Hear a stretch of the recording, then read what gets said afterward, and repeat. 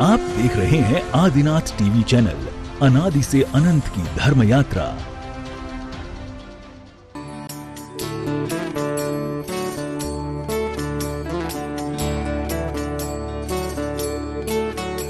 इस कार्यक्रम के पुण्यार्जक हैं श्री कंवरलाल जी महावीर प्रसाद जी, पाटनी, मदनगंज, किशनगढ़, राजस्थान। उस स्थान का नाम दिया देशनोदय तीर्थ क्षेत्र। देश नाम का मतलब उपदेश होता है और वहां पर उसका वर्णन है। पूज्य श्री, मैं यहाँ पर पूरा वर्णन नहीं करूंगा, समय कम है, लेकिन जैसा उत्तर पुराण में आचार्य गुणभद्र स्वामी महाराज ने स्पष्ट रूप से जो आगम ग्रंथ की हम बात करते हैं कि पार्श्वनाथ भगवान के ऊपर जो मुनि अवस्था में उपसर्ग हुआ और उस उपसर्ग की कहानी के रूप में जो फणा मंडल बना, आपके आशीर्वाद से आज एक नया संदेश पूरे विश्व को मिल रहा है। जो बिजोलिया में पार्श्वनाथ भगवान के ऊपर पूरे उपसर्ग की कहानी आपके माध्यम से प्राप्त हुई और जो फणा मंडप रचा गया, सब लोग उसको देख रहे हैं कि धर्मेंद्र ने किस प्रकार अहि माने सर्प का रूप धारण किया और पद्मावती ने किस प्रकार छत्र का रूप धारण किया।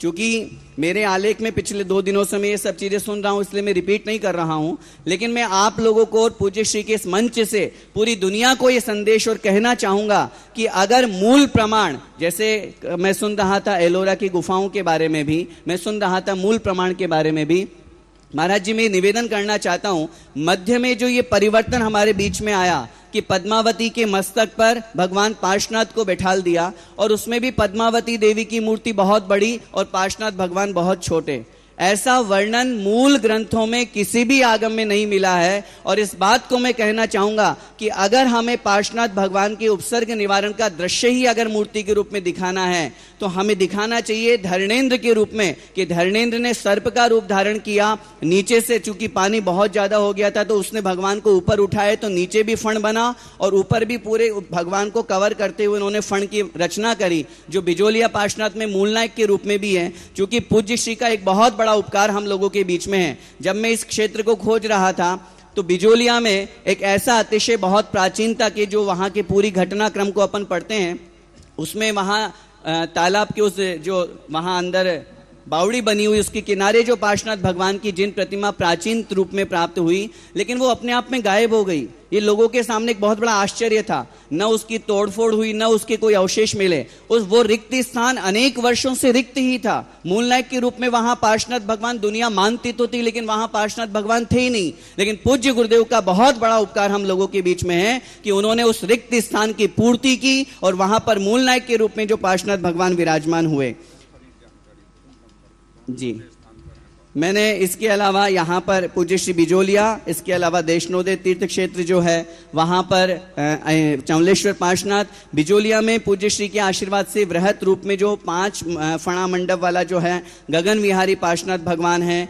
चतुर्मुखी, चूंकि वहाँ केवल ज्ञान की प्राप्ति हुई है, उस दृष्टि से वहाँ पर उन्होंने चतुर्मुखी पार्श्वनाथ भगवान और भी शिलालेख आदि का वर्णन। इसके अलावा अंदेश्वर पार्श्वनाथ का वर्णन, जो इंद्रगढ़ में पूज्य श्री के आशीर्वाद से सहस्त्रफणी पार्श्वनाथ की प्रतिमा विराजमान हुई। मैं विशेष रूप से एक नाम लेना चाहूंगा, पूज्य श्री नागफणी पार्श्वनाथ। राजस्थान के डूंगरपुर जिले के बीछीवाड़ा जिले के समीप नागफणी पार्श्वनाथ भगवान विराजमान है मूलनायक प्रतिमा के रूप में। और इस पार्श्वनाथ भगवान की जिन प्रतिमा स्वतंत्र रूप से नहीं है, बल्कि पार्श्वनाथ के सेवक धर्मेंद्र के शीर्ष पर पार्श्वनाथ की लघु प्रतिमा विराजमान है। यह बहुत घिस गई है, जिससे प्रतीत होता है कि प्रतिमा अत्यधिक प्राचीन है। भगवान के सिर पर सप्तफण बना हुआ है, जिसमें से 3 फण खंडित है। पूज्य श्री धर्मेंद्र स्वयं धर्मेंद्र के आसन के रूप में बने हुए हैं, एक देव के रूप में। भगवान का सेवक धर्मेंद्र ललित आसन में बैठे हुए हैं। उनके दाएं हाथ में पुष्प हैं तथा बायां हाथ जंघा पर है। उनके हाथों में दस्तबंद, भुजा में भुजबंद एवं गले में रत्नहार है। धोती की चुन्नटों का अंकन बड़ा भव्य बन रहा है। बाएं हाथ से नीचे उत्तरीय लटका हुआ है। ये 2 फुट 2 इंच की जो प्रतिमा है, इस पर कोई लेख नहीं मिलता है, इसका मतलब ये बहुत प्राचीन प्रतिमा है। धर्मेंद्र के ऊपर पार्श्वनाथ भगवान की प्राचीनतम प्रतिमा हम सभी को दर्शनीय है। अणिंदा पार्श्वनाथ आदि का वर्णन। केकड़ी के पास में बघेरा है, वहां पर भी जो पूज्य श्री आपने भी साधना की, पूज्य आचार्य भगवंत ने भी वहां पहुंच करके उस पहाड़ी पर अनेक दिनों तक साधना की थी। और आपका भी प्रवास जब वहां हुआ, आपके माध्यम से उस क्षेत्र का जीर्णोद्धार हुआ। वहां पहाड़ी पर उसी पत्थर में 3 पार्श्वनाथ भगवान की प्रतिमा उकेरी हुई है, उसमें मैंने ये सभी चित्र भी दिए हुए हैं। राजस्थान की जो राजधानी जयपुर है उसमें भी बहुत सारे मंदिर हैं जहां पर सहस्त्रफणी और पार्श्वनाथ भगवान के मुशर्रफान मंदिर है, इसका मैंने दिया। सोनियान मंदिर एक बड़ा प्रसिद्ध मंदिर है जहां पे पार्श्वनाथ भगवान की खड़गासन प्रतिमा है। मैं ये निवेदन करना चाहूंगा महाराज जी और पूरे सब लोगों को कहना चाहूंगा कि जब हम पार्श्वनाथ भगवान के लोकव्यापी प्रभाव को देखते हैं मूर्ति और जिनबिंब के माध्यम से, तो हम इस बात को देख सकते हैं कि जहां जहां पार्श्वनाथ भगवान के जिनबिंब हैं स्वतंत्र रूप में नहीं है, सब रूप में है, वहां पे 23 तीर्थंकरों को छोटे रूप में बनाया गया है, चाहे वो पद्मासन की 24 हो चाहे खड़गासन की 24 हो। वहां पार्श्वनाथ भगवान को बड़े रूप में बताया गया है और शेष 23 तीर्थंकरों को छोटे रूप में बताया गया है। पूज्य श्री संघी जी मंदिर के मूलनायक आदिनाथ भगवान के आगे भी जो 3 पार्श्वनाथ भगवान की प्रतिमाएं हैं वो तीनों प्रतिमाएं भी अलग अलग रूप में हैं, तीनों के चिन्ह अलग अलग हैं। उन तीनों प्रतिमाओं में मध्य में जो है उन पार्श्वनाथ भगवान पर सर्प और सर्पिणी की आकृति चिन्ह के रूप में बनी हुई है। जो बाईं तरफ प्रतिमा है उसमें खड़ा हुआ सर्प, फण फैलाया हुआ, और जो दाईं तरफ सर्प है वहां सर्प नहीं है, वहां पर धर्णेंद्र अपने रूप में विराजमान है। ये मैंने बहुत अच्छी तरह से देखा, वहां सर्प नहीं बना हुआ, वहां धर्णेंद्र पुरुषाकार या देवाकार की आकृति वहां पर बनी हुई है। इस प्रकार मैंने यहाँ पर पूज्य श्री एक और मैंने खोज आपके चरणों में रखी है कि 1 फण वाले कहाँ कहाँ जिनबिंब हैं। 3 फण वाले मुझे नहीं मिले, 5 फण वाले, 7 फण वाले, 9 फण वाले, 11 फण वाले, 108 फण वाले, 1008 फण वाले, ऐसे बहुत सारी प्रतिमाएं हमें यहाँ पे प्राप्त हुई है। मैं जीवन संदेश की बात 1 मिनट में करूंगा। यहाँ पर पार्श्वनाथ भगवान के जिन बिंबों के द्वारा हमें जीवन संदेश के रूप में अहिंसा का उपदेश प्राप्त होता है, क्योंकि उपसर्ग को शांत भाव से सहन करके उनमें सामर्थ्य होने पर भी उन्होंने प्रतिकार नहीं किया। हिंसा का प्रतिकार पुनः हिंसा से किया जाएगा तो हिंसा बढ़ेगी ही, रुक नहीं पाएगी, और उन्होंने अहिंसा का उपदेश दिया। सत्य का उपदेश इन जिन बिंबों के माध्यम से हमें प्राप्त होता है। आगम ग्रंथों में पार्श्वनाथ भगवान के उपसर्ग का जो वर्णन प्राप्त होता है, किंतु आज उन्होंने सत्यता के रूप में, भले ही वो गलत नहीं थे इसीलिए वो आज उनकी जय जयकार हम सब कर रहे हैं। आत्मनियंत्रण का उपदेश हमें उनके माध्यम से प्राप्त होता है। धैर्य एवं समता का परिणाम कैसे आना चाहिए, हम पार्श्वनाथ भगवान के जैसे सामने कोई चित्र होता है उसको देख करके हमारे मन में परिणाम आता है। पार्श्वनाथ भगवान के जिन बिंब को देख करके हमारे अंदर धैर्य और समता के परिणाम आते हैं, कृतज्ञता का भाव आता है, और सबसे बड़ा है शत्रु के प्रति उपकारी का भाव। इस प्रकार मैं डिटेल नहीं कर रहा हूं, अंत में पूज्य श्री के चरणों में कुछ प्रश्न जो मेरे मन में इस लेख को लिखते समय आए वो रखना चाहूंगा कि महाराज जी, धर्णेंद्र ने 1 फण फैला करके उपसर्ग को दूर किया था, और आपने तपोदय तीर्थ क्षेत्र में बिजोलिया में जो प्रतिमा उपसर्ग निवारण की बनाई वो भी 1 फण वाली ही बनाई। फिर ये 1 से अधिक ज्यादा फण बनाने की परंपरा कब से और क्यों प्रचलित हुई?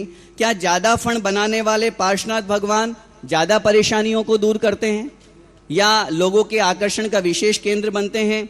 दूसरी बात, ये फण विषम संख्या में ही विशेष रूप से क्यों बनाए जाते हैं? 1 है, 5 है, 7 है, 9 है, हालांकि 108 और 1008 भी है, लेकिन जब उनको हम टोटल गिनती करेंगे तो भी वो 9 की संख्या में विषम में ही आएंगे। तो पूज्य श्री ऐसा क्यों है? और दूसरी बात, उत्तर पुराण आदि मूल ग्रंथों में जब एलोरा आदि के जिनबिंब बनाए गए, उन सबको देखा गया तो धर्णेंद्र के ऊपर पार्श्वनाथ भगवान है, तो पद्मावती की ये जो प्रतिमाएं बनना प्रारंभ हुई है कब से हुई और क्यों हुई? ये 2-3 प्रश्न पूज्य श्री के चरणों में नमोस्तु निवेदित करते हुए नमोस्तु महाराज जी।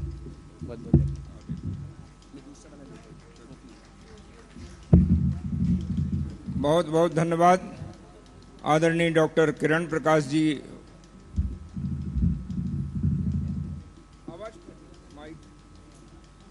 माइक की आवाज खोलो भैया महाराज।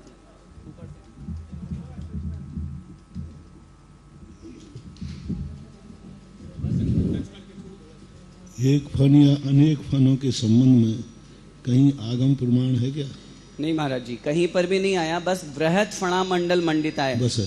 तो वो एक फण ही वृहत रूप में है, एक या अनेक फन ऐसा अलग से कुछ नहीं दिया। नहीं, हाँ फणा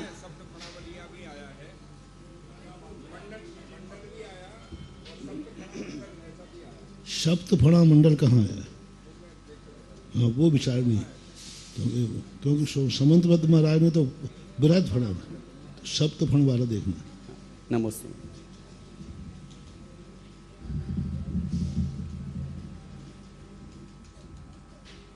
आज यह हमारा सौभाग्य है कि हमारे बीच में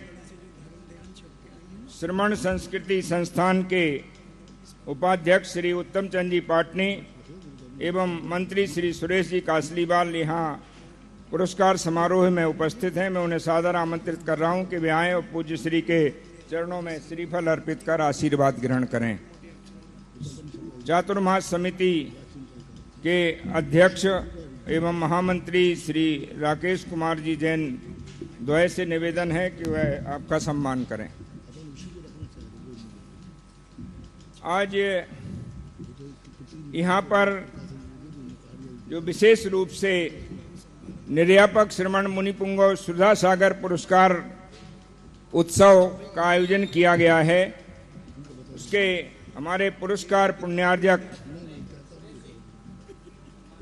Shri Rajendra Nathulal Jain memorial trust charitable trust के अध्यक्ष श्रीमती मुन्नी देवी जी के सुपुत्र श्री ज्ञानेंद्र कुमार जी गदिया, श्रीमती मधु जी गदिया, श्री प्रांजुल जी गदिया, श्रीमती संयम श्री गदिया यहाँ उपस्थित हैं। मैं उनको सादर आमंत्रित कर रहा हूं कि वे आएं और पूज्य श्री के चरणों में श्रीफल समर्पित कर आशीर्वाद ग्रहण करें।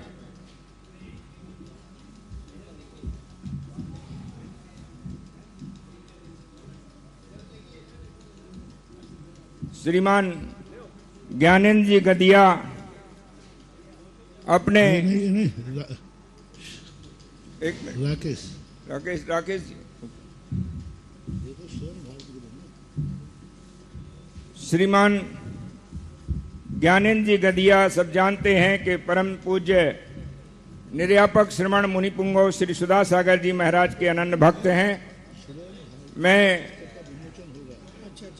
संगोष्ठी के पुण्यार्जक श्री अशोक कुमार जी जैन गांधी एवं श्री मनोज कुमार जी जैन स्वराज परिवार को सादर आमंत्रित कर रहा हूं कि वे गदिया परिवार का अभिनंदन करें। हमारे पंचायत के अध्यक्ष श्री राकेश कुमार जी, महामंत्री श्री राकेश कुमार जी, आप भी आएं और उनके सम्मान में सहभागी बने।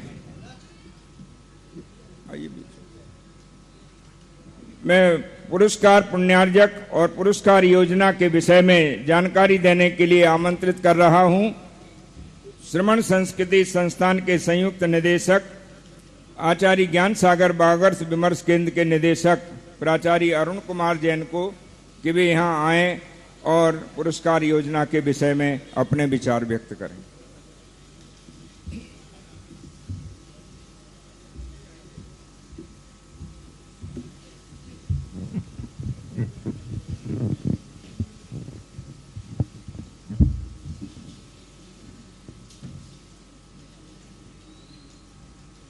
श्रीपतिर्भगवान् पुष्यात् भक्तानां वा समीहितं यद्भक्तिशुल्कतामेति मुक्तिकन्याकरग्रहे।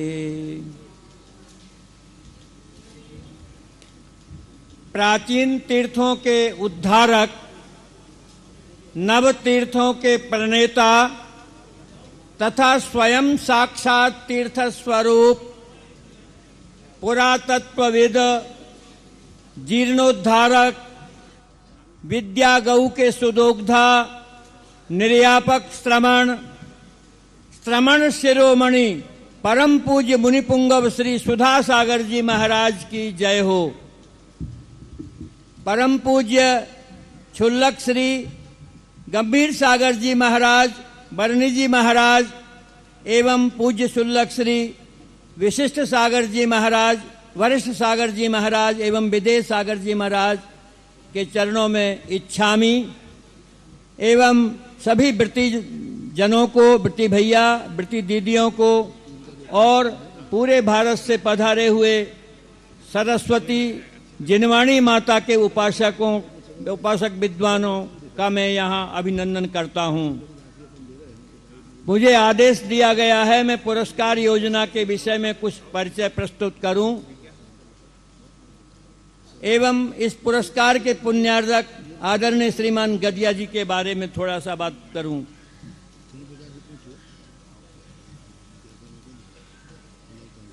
ग्रंथों में कहा गया है और सारे विद्वान जो यहाँ बैठे हैं उन सबके द्वारा अनुभूत एक तथ्य है जो श्लोक में इस प्रकार से कहा गया है, विद्वान एव विजानाति विद्वज्जन परिश्रमम नहीं बंध्या विजानाति गुर्वीम प्रसव वेदनाम।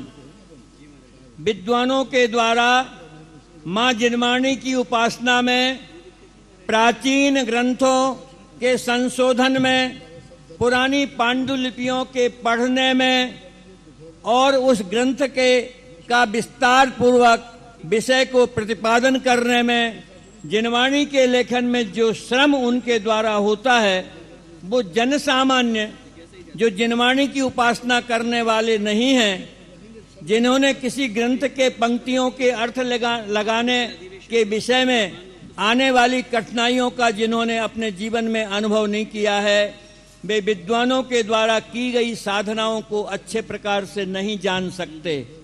ये तो विद्वान ही हैं जो विद्वानों के परिश्रम को जानते हैं। और हम सब विद्वानों के विद्वान परम गुरु पद पर उपस्थापित पंडित परम पूज्य मुनिपुंगव सुधा सागर जी महाराज ने विद्वानों की वेदना को समझा और यह अनुभव किया कि कैसी कैसी विपरीत परिस्थितियों में इन विद्वानों को जिनवाणी की आराधना करती है, इनके जीवन में कितने संकट आते हैं। परम पूज्य मुनिपुंगव सुधा सागर जी महाराज का तो मंत्र जीवन मंत्र ही है कि जो व्यक्ति जैनागम का, श्रमण विद्याओं का, प्राकृत भाषाओं का अध्ययन करने वाले हैं, उन्हें जीवन में किसी प्रकार की कोई तकलीफ नहीं आवे, उनकी आजीविका का सुंदर से सुंदर जो है प्रबंधन हो, उसके साथ ही साथ वे उनको जिनवाणी की आवश्यकता है, उनको किन किन चीजों की आवश्यकता है, संसार में कितने प्रकार के अभावों से ग्रस्त ये रहते हैं, उनका जीवन किसी प्रकार से अभावों में ग्रस्त नहीं रहे। इसलिए विद्वानों के मार्ग को सुगम बनाने के लिए और उनके इस कठिन कार्य में आने वाले कंटकों को दूर करने की दृष्टि से परम पूज्य मुनिपुंगव सुधा सागर जी महाराज के द्वारा यह आशीर्वाद प्रदान किया गया कि जो जिनवाणी माता के सपूत हैं उसकी आराधना करने में दिन रात एक करते हैं और अपने जीवन में आए हुए कठिनाइयों का कभी विचार नहीं करते, ऐसे इन सरस्वती पुत्रों का सम्मान होना चाहिए। इनके जीवन के अभाव, इनके जीवन के कष्ट दूर हो जाना चाहिए। इस दृष्टि से परम पूज्य मुनिपुंगव सुधा सागर जी महाराज के द्वारा सर्वप्रथम जो है आचार्य ज्ञान सागर, अपने दादा गुरु के नाम से आचार्य ज्ञान सागर, महाकवि आचार्य ज्ञान सागर पुरस्कार की योजना प्रवर्तित की गई। इस योजना से अब तक 40 से अधिक विद्वान जो है पुरस्कृत हो चुके हैं, सम्मानित हो चुके हैं। उन विद्वानों में मां जिनवाणी की जिन्होंने जीवन भर आराधना की, ऐसे आदरणीय पंडित पन्ना लाल जी साहित्याचार्य, पंडित बंशीधर जी व्याकरणाचार्य, अनेकांत मनीषी डॉक्टर रमेश चंद जी जैन, डॉक्टर शीतल चंद जी जैन साहब, डॉक्टर जय कुमार जैन, प्रोफेसर कमलेश कुमार जैन एवं व्रती विद्वान, देशव्रती विद्वान पंडित मूलचंद जी लोहाड़िया किशनगढ़, देशव्रती विद्वान पंडित रतनलाल जी बेनाड़ा आदि अनेक बड़े बड़े विद्वान उस पुरस्कार योजना के द्वारा अलंकृत हो चुके हैं, सुशोभित हो चुके हैं। यहाँ बताया जा रहा है कि जिनकी निरंतर लेखनी अनवरत रूप से चलती रहती है और जो अल्प से अल्प समय में बड़े बड़े ग्रंथों का सर्जन कर देते हैं, ऐसे हमारे भाई सुरेंद्र कुमार जी भारती भी उस पुरस्कारों से सम्मानित हो चुके हैं। और जब महाराज जी की इस योजना को देखा तो श्रेष्ठीगण भी आ गया, क्योंकि महाराज जी जो काम करते हैं वो थोड़े रूप में नहीं होता, निरंतर विकास को प्राप्त होता रहता है। पहले थोड़ा होता, फिर बड़ा, फिर बड़ा, फिर बड़ा, फिर इतना बड़ा हो जाता है कि उसके रिकॉर्ड को और किसी में तो ताकत नहीं जो तोड़ सके। पूज्य मुनिश्री के रिकॉर्ड को पूज्य मुनिश्री ही तोड़ते हैं। हर योजना पूर्व योजना से ज्यादा बढ़कर होती है। वह आचार्य ज्ञान सागर पुरस्कार जो पहले आर.के. मार्बल ट्रस्ट के द्वारा दिया जा रहा था, जब सूरत में परम पूज्य मुनिपुंगव श्री का प्रवास हुआ तब वहां के श्रेष्ठी श्रीमान ज्ञानेंद्र कुमार जी गदिया साहब ने महाराज के पास आकर घोषणा की, महाराज जी हमें आदेश दीजिए, हम विद्वानों का सम्मान करना चाहते हैं, हम जिनवाणी का प्रकाशन करना चाहते हैं, जो जिनवाणी लोगों के पास नहीं है जो प्रकाशन करना हो तो हम उसके लिए तैयार हैं। तब हमारे श्रीमान गदिया जी साहब के द्वारा एक पुरस्कार की घोषणा की गई, महाराज जी के नाम से, क्यों महाराज जी के भगतों ने, महाराज जी वो तो आपका नाम होगा उसमें। तो निर्यापक श्रमण परम पूज्य मुनिपुंगव सुधा सागर पुरस्कार, फिर अगले वर्ष उनके भाव बने महाराज जी एक पुरस्कार और बढ़ाइए।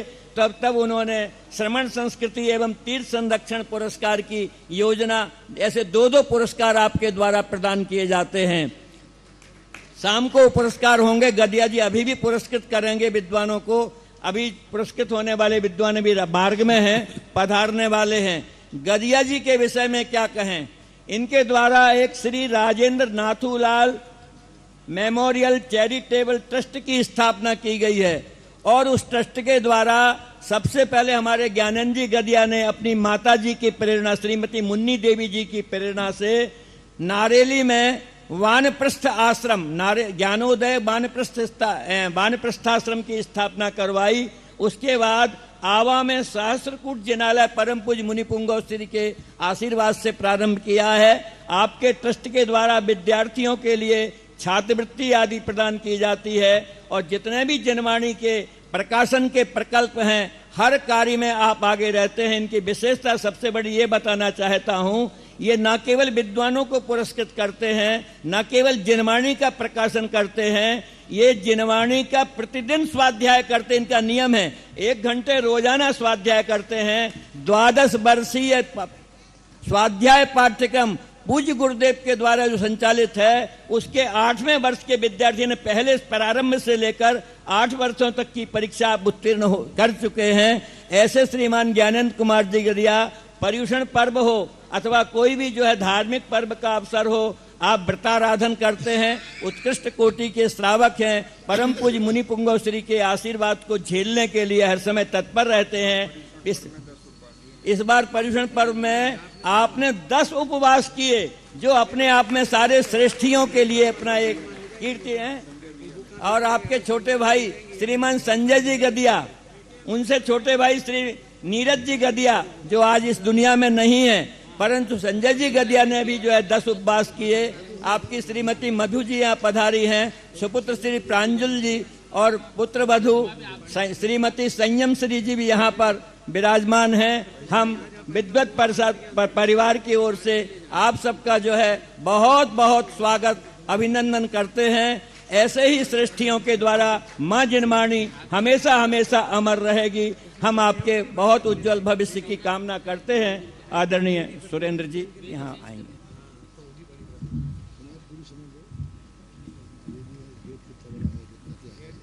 अभी हमारे अग्रज आदरणीय प्राचार्य अरुण कुमार जी जैन ने जगत पूज्य निर्यापक श्रमण मुनिपुंगव श्री सुधा सागर जी महाराज की प्रेरणा से स्थापित आचार्य बागर्थ विमर्श केंद्र एवं श्रमण संस्कृति संस्थान के तत्वावधान में दिए जाने वाले और Shri Rajendra Nathulal Jain memorial charitable trust की ओर से दिए जाने वाले पुरस्कार की योजना के विषय में, पुरस्कृत व्यक्तित्वों के विषय में जानकारी दी। अब मैं, चूंकि सत्र में अभी 2 आलेखों का वाचन हुआ था, तो मैं इस सत्र के अध्यक्ष प्रोफेसर अशोक कुमार जी जैन को सादर आमंत्रित कर रहा हूं कि वे आएं और अपने अध्यक्षीय वक्तव्य से हम सबको लाभान्वित करें।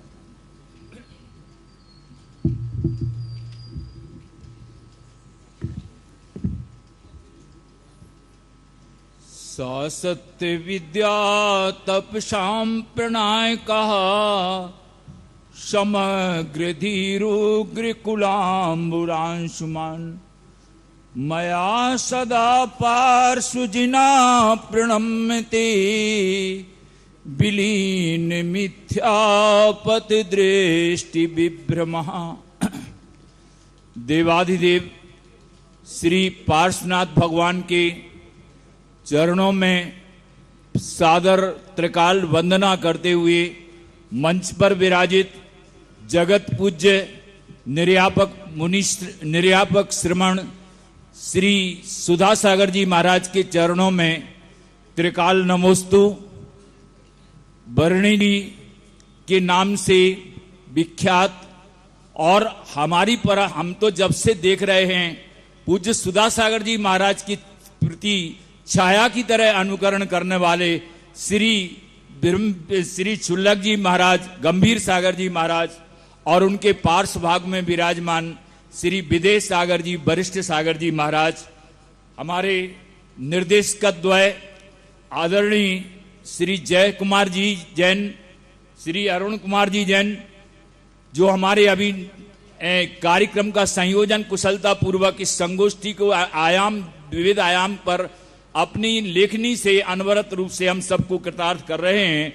श्री भाई सुरेंद्र कुमार जी तथा मंच पर विराजित वृत्तिजन, श्रेष्ठीजन तथा चातुर्मास समिति के पदाधिकारीगण, भाइयों, माताओं एवं बहनों, यह हमारा परम सौभाग्य है कि सप्तम सत्र के अध्यक्षता करने का मुझे गुरुतर दायित्व मिला और इसमें सारस्वत अतिथि के रूप में विराजमान अभी मेरे ख्याल में यहाँ पर जो है पधार चुके हैं और वो जल्दी ही जो है पंडाल में आने वाले हैं, श्री छत्रपति साहू जी महाराज विश्वविद्यालय के सम्माननीय कुलपति प्रोफेसर विनय कुमार जी पाठक, जिनका आज विशेष जो है सम्मान समारोह का कार्यक्रम है और आज हमारी सारस्वत अतिथि के रूप में भी वो विराजमान जो है, मतलब परोक्ष रूप से तो है ही, लेकिन जो है निश्चित रूप से उनकी जो भावना पूज्य मुनि श्री के चरणों में सदा रहती है। और आपको मैं बताते हुए परम हर्ष का अनुभव हो रहा है कि जब पूज्य मुनि श्री जी का कानपुर प्रवास था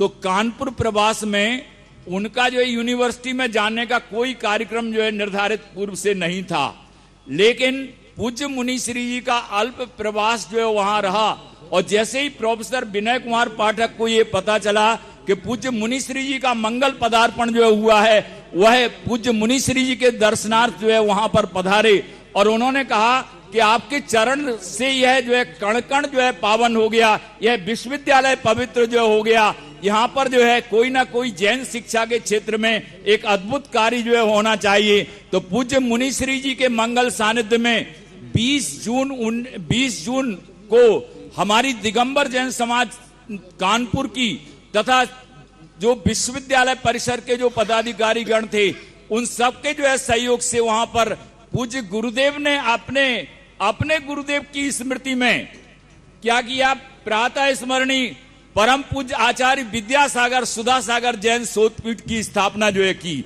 और मुझे ये बताते हुए जो है प्रसन्नता जो है हो रही है कि उस समय 150 से ज्यादा जो है छात्र छात्राओं ने प्रारंभिक वर्ष में जो है अध्ययन करके मैं समझता हूं सफलता पूर्वक उत्तीर्णता को जो है वो प्राप्त जो हुए और उसमें श्रमण संस्कृति संस्थान के तथा जो स्थानीय जो है विदुषी जो है गण जो थी, स्थानीय जो विद्वान थे, उन्होंने बहुत पूर्ण सहभागिता की। तो निश्चित रूप से यह जो है पूज्य मुनि श्री जी के पदार्पण का यह प्रभाव जो है कि आज उत्तर प्रदेश के जो संस्थान जो हैं, उत्तर प्रदेश के संस्थानों में जो अपनी गुणवत्ता को जो है रखते हुए ऐसे जो छत्रपति साहू जी महाराज विश्वविद्यालय कानपुर जो है वह अपनी आभाग से अलंकृत है। और मैं आपको ये बता दूं कि यह जो संगोष्ठी का 7वां सत्र है, इसमें हमें 2 विद्वानों के जो है महत्वपूर्ण आलेख उद्बोधन सुनने का हम सब लोगों को लाभ जो है प्राप्त हुआ।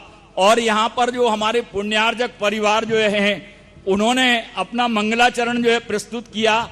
साथ में जो श्रमण संस्कृति संस्थान के उप प्राचार्य जो हैं आदरणीय श्री किरण प्रकाश जी ने अपनी मंगलमय मधुर ध्वनि के द्वारा वातावरण को जो है गुंजायमान जो है किया। और आलेख वाचन में जो श्रमण संस्कृति संस्थान सांगानेर में भी जो है महाराज जी उस स्थापना का जो है प्रत्यक्षदर्शी जो है रहा, क्योंकि जिस समय मैं लाडनू में था उस समय में शनिवार को जो है पूज्य श्री आपके प्रवचन सुनने के लिए जो है आता था और उस समय जो है नामकरण की जो है बात जब आई तो मैंने उसमें दिगंबर शब्द जो है जरूर जो है जुड़ना चाहिए। और दिगंबर जैन श्रमण संस्कृति संस्थान की स्थापना पूज्य मुनि श्री जी के कर कमलों के द्वारा और उनके उद्बोधन के साथ साथ डॉक्टर शीतल चंद जी जो उसमें विशेष रूप से उनकी भूमिका जो है रही, तो निश्चित रूप से पूज्य मुनिश्री जी का जो मंगल आशीर्वाद था वह हम सब के लिए लाभकारी जो है हुआ। और आज वह श्रमण संस्कृति संस्थान निश्चित रूप से अपनी ज्ञान पताका के माध्यम से दिग दिगंत तक अपनी देशना को, पूज्य मुनिश्री की देशना को और तीर्थंकरों की देशना से अपने आप को जो है पावन बना रहा है। और उसी के प्रतिफल स्वरूप आज हजारों की संख्या में छात्र जहां भी जो है पहुंचते हैं। कल मैं जिज्ञासा समाधान सुन रहा था और उस समय ये एक एक जो है छात्र का कितना बड़ा कंट्रीब्यूशन जो है उनके इस क्षेत्र में जो है उसके बारे में हम सभी लोगों को जानकारी जो है मिली। आज उसी सांगानेर संस्थान के विद्वत श्री सतीश कुमार जी जो प्राचार्य पद पर जो है अलंकृत हैं, उन्होंने तिलोय प्रणति में पार्श्वनाथ चरित एवं उनका अनुकरण, हम सब जानते हैं कि प्राकृत भाषा के क्षेत्र में आचार्य यति वृषभकृत तिलोय प्रणति ग्रंथ का अत्यंत महत्व है, जो बाद के पौराणिक साहित्य के लिए उपजीवी जो है बना। बाद के पौराणिक साहित्य उसी की अनुकृति के आधार पर जो है लिखे गए। तो आचार्य यति वृषभ के द्वारा जो उसमें उल्लेख जो है भगवान पार्श्वनाथ संबंधी जो है आए हैं, उसका बखूबी जो है प्रस्थापन हमारे संस्थान के प्राचार्य श्री सतीश कुमार जी सांगानेर ने किया। और इस प्रकार से दूसरे आलेख के रूप में हमारे जो उप प्राचार्य जो हैं श्री किरण प्रकाश जी, उन्होंने जो है महत्वपूर्ण आपको ये बताते हुए बड़ी प्रसन्नता है कि उन्होंने अखिल भारतवर्षीय दिगंबर जैन विद्वत परिषद के द्वारा जो प्रतिमासिक व्याख्यान की जो हम लोगों ने जो है संकल्पना की थी, उसके मूर्त रूप में दो विद्वानों का जो है विशेष रूप से जो है योगदान रहा, जिन्होंने अपने जो है श्रमण संस्कृति संस्थान के माध्यम से श्री किरण प्रकाश जी और प्रदीप कुमार जी तारादेही, इन दो के जो है सहयोग से ये हमारा कार्य अब तक अनवरत रूप से जो है चला। तो उन्होंने राजस्थान के तीर्थंकर पार्श्वनाथ संबंधी कलात्मक जिनबिंब एवं उनके अनुकरण पर जो है बहुत महत्वपूर्ण उद्बोधन जो है सुना।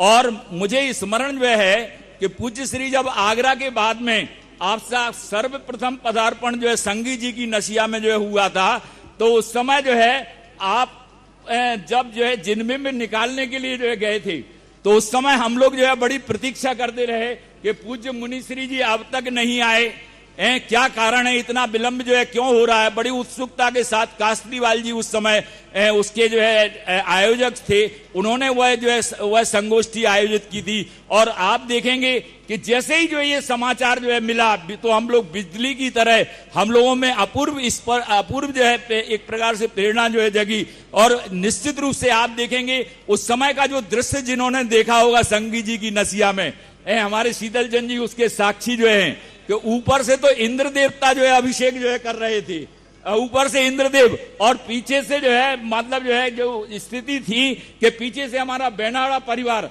आगरा का जो है अभिषेक पूजन का जो है कार्य जो है कर रहा था। इस समय से जो जिनबिंब की जो माना जो है नीचे से निकाल करके जो है उससे जो पूज्य मुनिश्री जी आप लाए थे, तो निश्चित रूप से मैं समझता हूं कि इस लोक में क्या परलोक में भी आनंद जो हुआ। इसी तरह से जो है बिजौलिया तीर्थ क्षेत्र के उद्धार में आपका जो है महनीय योगदान है। और देशनोदय जो है में जो प्रतिमा जो है विराजमान है, उसमें सबसे बड़ा जो चमत्कार जो है गगन बिहारी 225 कमलों की जो है संरचना। और मैं समझता हूं ये विश्व का जो है एक अनुपम रिकॉर्ड है कि जहां गगन बिहारी पार्श्वनाथ भगवान के दर्शन करना हो, 225 कमल किस तरह से जो है रहते हैं उसको हम शास्त्रों में जो है पढ़ते थे, लेकिन जो है पूज्य मुनिश्री जी ने वह संगी जी की ये नसिया जी जो सेठी जी जो अजमेर में जो नसिया जी जो है उसकी प्रतिकृति के आधार पर जो अद्भुत जो है परिकल्पना जो है की है और उसको साकार रूप दिया, उसमें हम पूज्य मुनिश्री जी के बहुत बड़े कृतज्ञ जो हैं। और उन्होंने जो कल जो है कहा था जो हमसे टकराएगा वो चूर चूर हो जाएगा, लेकिन पूज्य मुनिश्री जी के वो आप देखेंगे कि एक पाषाण में भी जो है पार्श्वनाथ भगवान की जो जिनबिंब की प्रतिमा उकेरने का जो है कार्य किया। आज वह अत्यंत जो है विश्व की जो है क्षितिज पर जो है अंकित हो गया है।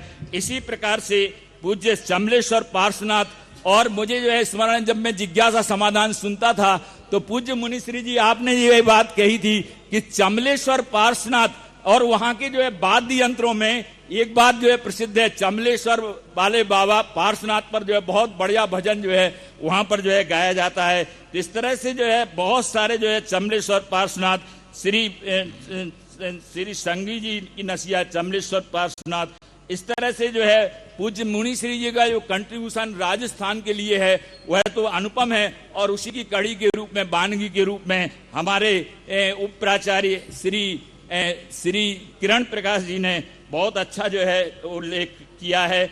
मैं उन सभी को इसी बीच में आप देखेंगे कि दो लोगों को जो है पुरस्कार से सम्मानित किया गया।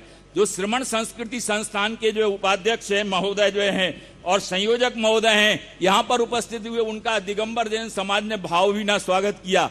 और हमारे ज्ञानेंद्र जी गदिया परिवार, इसके बारे में हम क्या कहें। मैं तो समझता हूं 2004 से 21 जो है पुरस्कार अभी तक आप देखेंगे कि इस पुरस्कारों की जो योजना जो हमारे जो है अपभ्रंश साहित्य में जो है वर्णित जो है उसका सूत्रपात करने का जो है श्रेय जो है परम पूज्य मुनि पुंगव सुधा सागर जी महाराज को। आप देखेंगे कि सागरमल जी जो विदिशा में जो है रहते थे, पंडित पन्नालाल जी साहित्याचार्य, पंडित बंशीधर जी व्याकरणाचार्य, जिनकी अपूर्व जो है श्रुत मेधा को जो है सम्मानित करते हुए मैं समझता हूं इस पुरस्कार की शुरुआत की गई थी। और आज 4 माने जो है परम पूज्य दादा गुरु आचार्य ज्ञान सागर जी महाराज तथा पूज्य मुनि पुंगव सुधा सागर जी महाराज तथा अखिल भारतवर्षीय विद्वत परिषद के पुरस्कारों से जो अत्यंत जिनका पूरा परिवार, मैं समझता हूं कि श्रीमती मुन्नी देवी की प्रेरणा से यह जो परिवार है निरंतर शिक्षा के क्षेत्र में जो है बहुत आगे जो है कार्य कर रहा है। और विद्वानों को पुरस्कृत करके मैं समझता हूं कि वे स्वयं पुरस्कृत हो रहे हैं, क्योंकि जो है इस तरह से जिनवाणी की सेवा में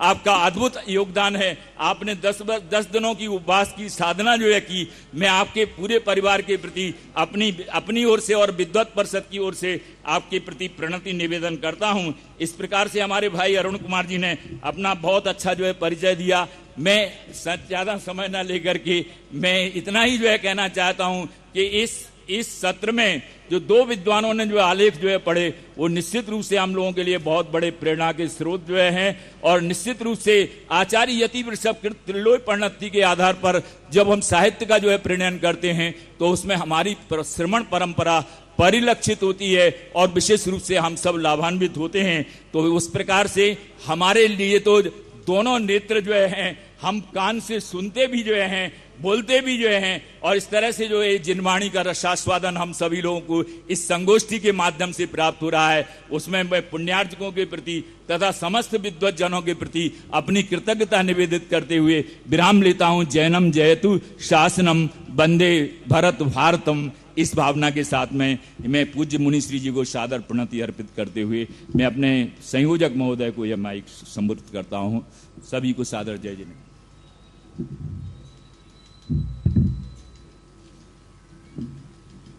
बिजौलिया तीर्थ क्षेत्र कमेटी से संबद्ध और हमारे एक और पुरस्कार पुण्यार्जक पटवारी परिवार यहाँ पर उपस्थित हैं। मैं उन्हें सादर आमंत्रित कर रहा हूँ कि मंच पर आए और पूज्य श्रीमान मनोज कुमार जी जैन पटवारी, श्री संजय कुमार जी जैन पटवारी, आप यहाँ पधारें। पूज्य श्री के चरणों में श्रीफल अर्पित कर आशीर्वाद ग्रहण करें। आप अपने पूरे परिवार के साथ यहाँ पधारें और आदरणीय भाभी जी पधारें। पूज्य श्री के चरणों में श्रीफल अर्पित कर आशीर्वाद ग्रहण करें। आज मुझे यह बताते हुए श्री गांधी परिवार, स्वराज परिवार से निवेदन है कि वह आदरणीय पटवारी जी का अभिनंदन करें। आज मुझे यह बताते हुए अत्यधिक हर्ष हो रहा है कि जहां अशोकनगर को पूरा भारतवर्ष जगत पूज्य निर्यापक श्रमण मुनि पुंगव श्री सुधा सागर जी महाराज के द्वारा यहाँ जिस विशाल त्रिकाल चौबीसी का निर्माण करवाया गया है, उस त्रिकाल चौबीसी के कारण जाना जाता है, वहीं दूसरे अशोकनगर को हम सब आदरणीय बाल ब्रह्मचारी भैया प्रदीप जी सुयश प्रतिष्ठाचारी के नाम से भी जानते हैं। मैं चाहूँगा कि भैया प्रदीप जी के सम्मान में एक बार सभी विद्वान ताली बजा करके उनका अभिनंदन करें। वे विद्वानों के बीच में विद्वान हैं, प्रतिष्ठाचारियों के बीच में प्रतिष्ठाचारी हैं, गुरु भक्तों के बीच में गुरु भक्त हैं और उनके द्वारा तीर्थ संरक्षण के क्षेत्र में महनीय योगदान है। और सब प्रायः जानते हैं कि यदि कोई पंच कल्याणक प्रतिष्ठा महोत्सव परम पूज्य मुनिश्री के सानिध्य में हो रहा है तो प्रतिष्ठाचार्य ब्रह्मचारी प्रदीप भैया जी निस्वार्थ भाव से हमेशा तत्पर रहते हैं और अपनी उपस्थिति से अपने प्रतिष्ठाचार्यत्व से प्रभावित करते हैं।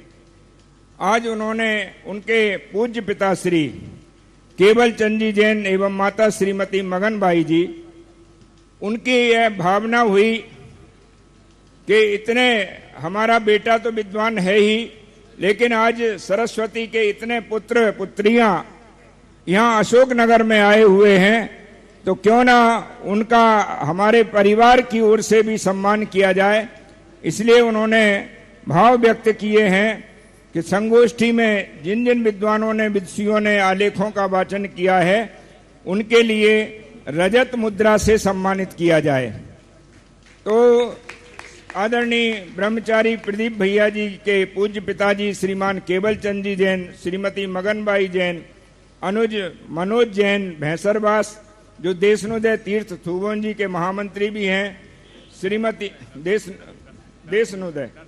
दर्शनोदय तीर्थ थुबोन जी के महामंत्री भी हैं और श्रीमती प्रीति जैन, पलाश जैन, अनिकेत जैन, अशोक जैन, पूरे परिवार ने भाव व्यक्त किए। हम उनके भावों की अनुमोदना करते हैं और मैं निवेदन कर रहा हूं हमारे आदरणीय श्रीमान केवल चंद जी जैन पूरे संपूर्ण परिवार को और ब्रह्मचारी भैया प्रदीप जी भी आए और पूज्य श्री के चरणों में श्रीफल समर्पित कर आशीर्वाद ग्रहण करें।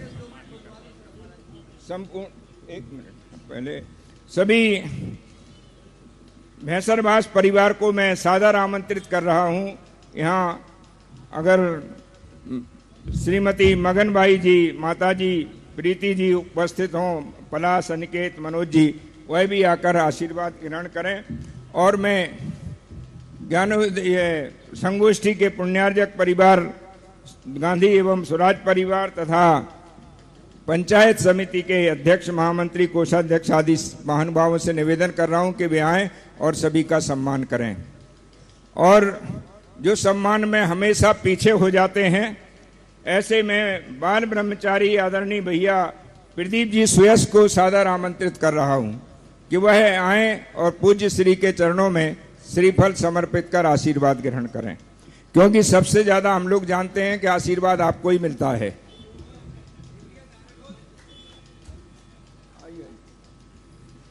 और एक बार जोरदार करतल ध्वनि से प्रदीप भैया जी का सम्मान हम सब करेंगे। मैं विद्वानों की ओर से प्रोफेसर अशोक कुमार जी, डॉक्टर जय कुमार जी, प्राचार्य अरुण कुमार जी को आमंत्रित कर रहा हूं कि वे आएं और भैया प्रदीप जी, एक मिनट भैया प्रदीप जी का सम्मान कर। अरे नहीं, अरे एक मिनट, एक सेकंड तो, अरे तो यहाँ माला ले, सामग्री दो, बंद करो।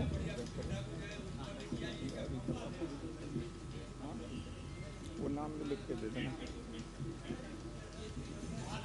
हाँ, स्वीकार तो कर लीजिए एक बार हाथ में।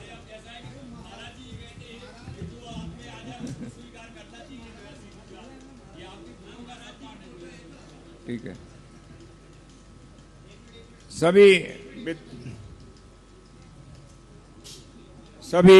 विद्वज्जन आदरणीय प्रदीप भैया जी और उनके पूज्य पिताजी श्रीमान केवल चंद जी संपूर्ण परिवार का हार्दिक अभिनंदन करते हैं, स्वागत करते हैं। मैं आदरणीय बाबूजी से बहुत अधिक उनका लिए साधुवाद कि उन्होंने एक ऐसा पुत्र समाज के लिए दिया है। सब लोग अपने पुत्रों से दुकान चलवाते हैं, नौकरी करवाते हैं, लेकिन आपने धर्म कार्य के लिए, गुरु भक्ति के लिए अपने पुत्र को सौंपा है। हम बहुत बहुत आपके पुण्य की अनुमोदना करते हैं। और अब मैं निवेदन कर रहा हूं आदरणीय ब्रह्मचारी प्रदीप भैया जी से कि वो इस अवसर पर, उनको यद्यपि आलेख भी पढ़ना था, लेकिन वो आए और हमने उनको विषय दिया था कि जब आपने पूज्य श्री के सानिध्य में तीर्थंकर पार्श्वनाथ की प्रतिमाओं की प्रतिष्ठा करवाई है, तो उस समय आपकी क्या अनुभूति हुई, कृपया हम सबसे साझा करें।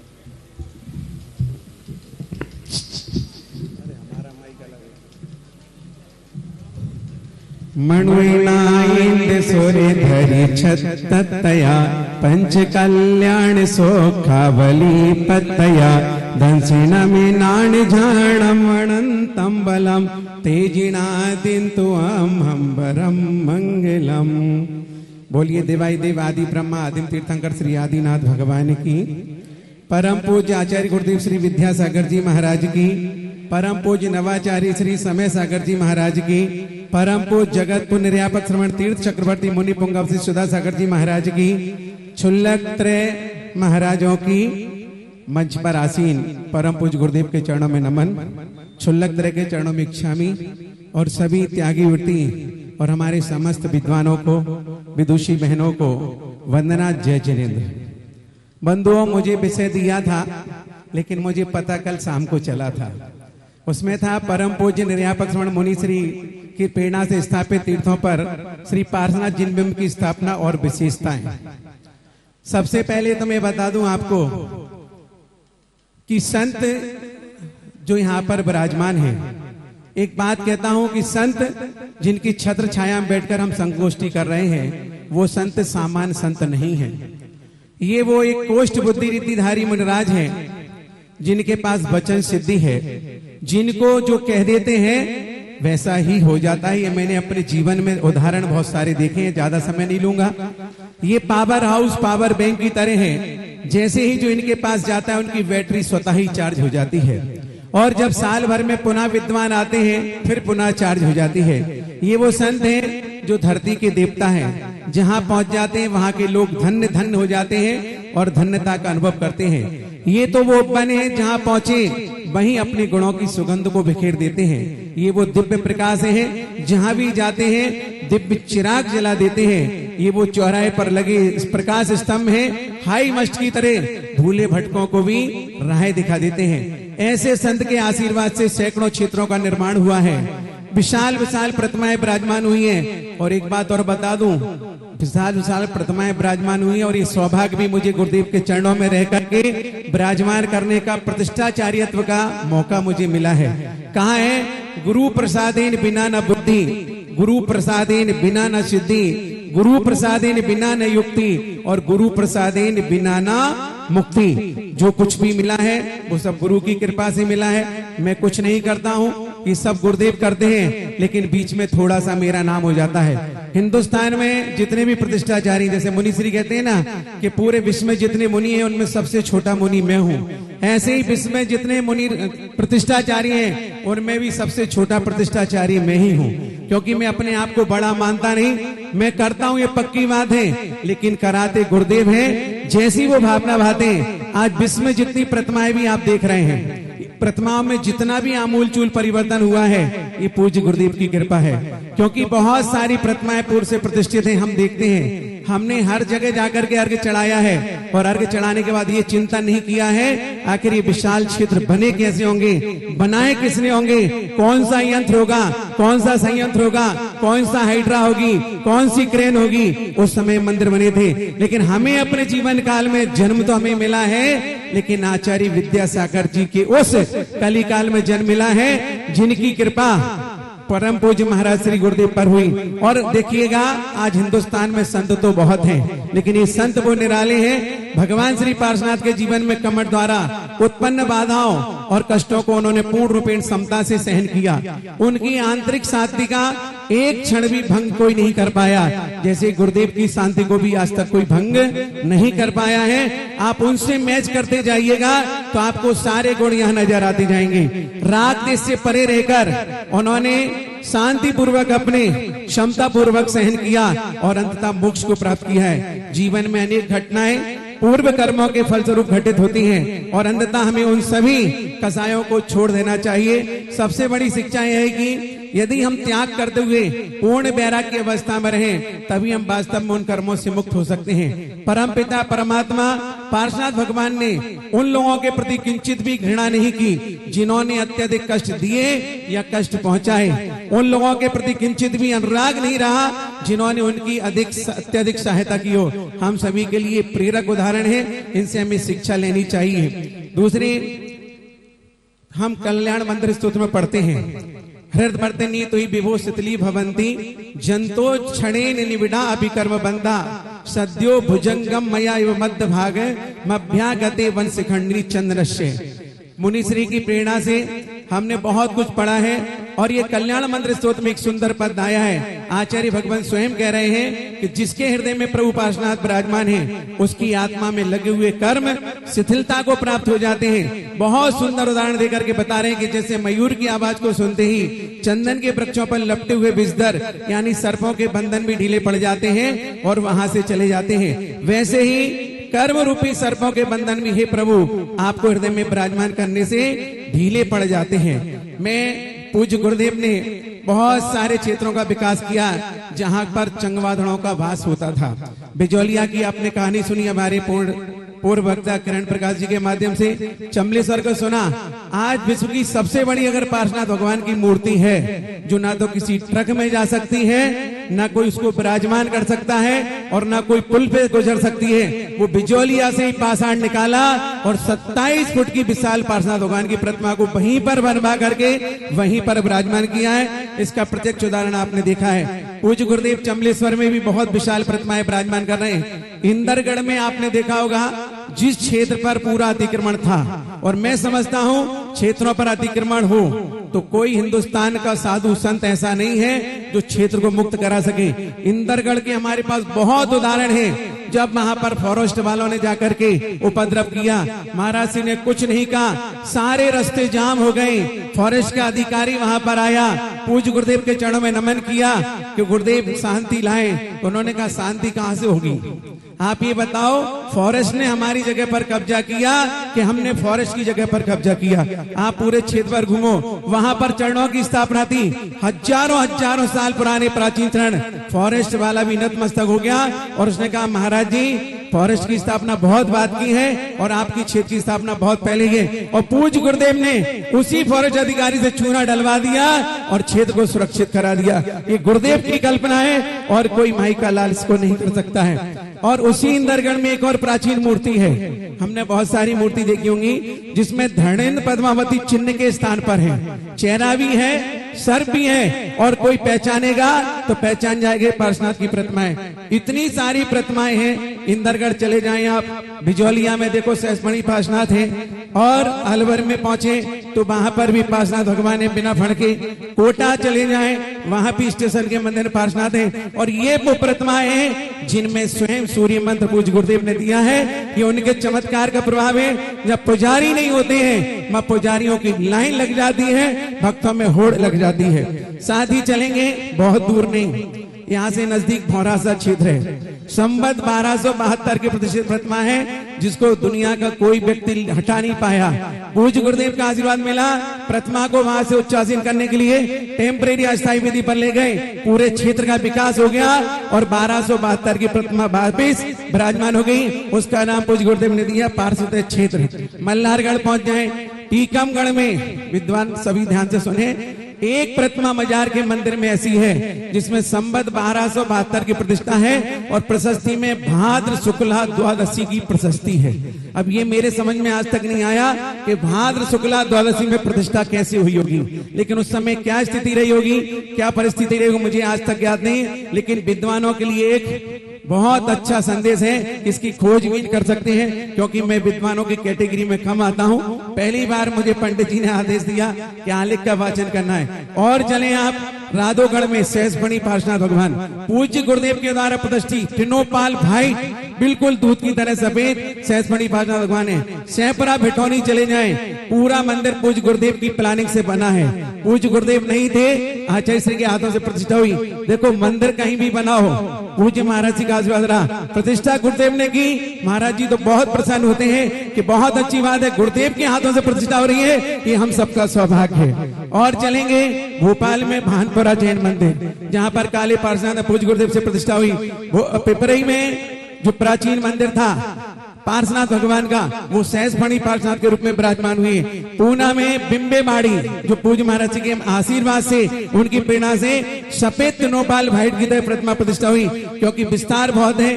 पूना में, कानपुर में जो अभी अभी 2 साल पहले प्रतिष्ठा हुई, कहां पर, शीशा महू सहस्पणी पार्श्वनाथ भगवान।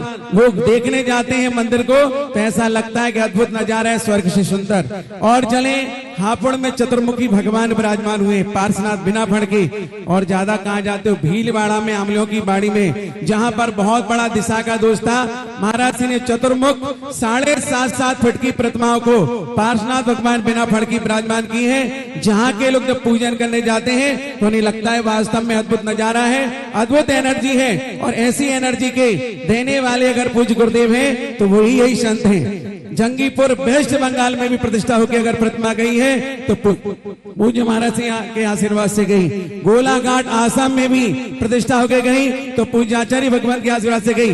मैं ये कहना चाहता हूँ कि हिंदुस्तान में अधिक मंदिर बने हैं तो पूज्य आचार्य के आशीर्वाद से और संत सुधा सागर जी महाराज की कृपा से, उनकी प्लानिंग से, उनके नक्शे के अनुसार जहां जहां पर मंदिर की प्रतिष्ठा हुई है, मैं देखता हूं मंदिर में कोई पुजारी अभिषेक नहीं करता, वहां पर स्वयं भक्त जाकर के अभिषेक शांति आरा करते हैं। तो ऐसे पूज्य गुरुदेव के अनंत उपकार है। सैकड़ों जगह सहस्पणी पार्श्वनाथ भगवान, बिना फण के भगवान, 9 फण के भगवान, 7 फण के भगवान, जहां भी गए पूज्य गुरुदेव की कृपा है। और प्रतिमाओं में जितना भी जो चेंज हुआ है पूज्य गुरुदेव की कृपा से, उनके आशीर्वाद से, स्वयं मैंने बैठ करके वहां पर प्रतिमाओं में संशोधन करा के आज पूरे देश को निर्दोष मूर्तियां दिलाने का प्रचार किया है। वो सारा श्रेय जाता है पूज्य गुरुदेव के चरणों में। ऐसे गुरुदेव के चरणों में अनंत नमस्कार करता हूं, नमोस्तु करता हूं और क्या प्रार्थना करता हूं, हे गुरुदेव ऐसा ही आशीर्वाद संपूर्ण विश्व को मिलता रहे ताकि संपूर्ण विश्व का कल्याण हो। इसी पावन भावना के साथ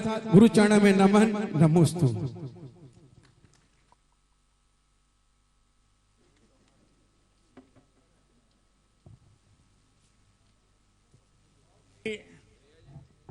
प्रेरक और वास्तविकता पर आधारित आलेख का वाचन कहें या व्याख्यान कहें, आदरणीय भैया प्रदीप जी सुयस ने यहाँ प्रदान किया।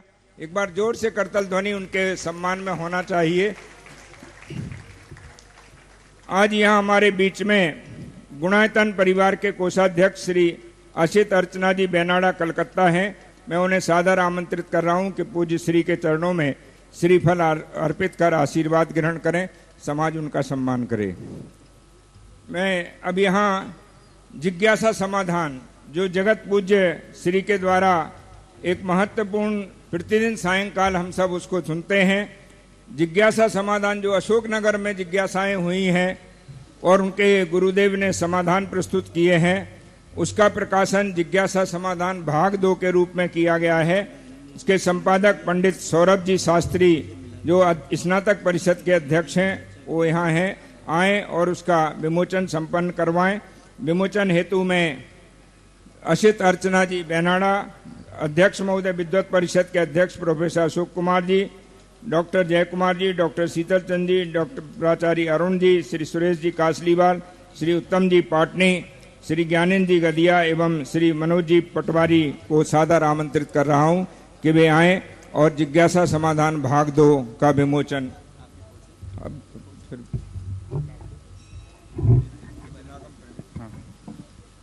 और मैं निवेदन करूंगा डॉक्टर सुरेंद्र भारती जी बुढ़ानपुर से कि वो भी आए और विमोचन करें। साथ ही साथ जिज्ञासा समाधान भाग 2, क्योंकि हर एक व्यक्ति कहता है कि पूज्य श्री की जिज्ञासाओं को सुनते हैं, लेकिन ये आगम का रूप किस प्रकार से भरे, घर घर में जिनवाणी किस प्रकार से पहुंचे, इस भावना से स्नातक परिषद द्वारा यह काम किया जा रहा है।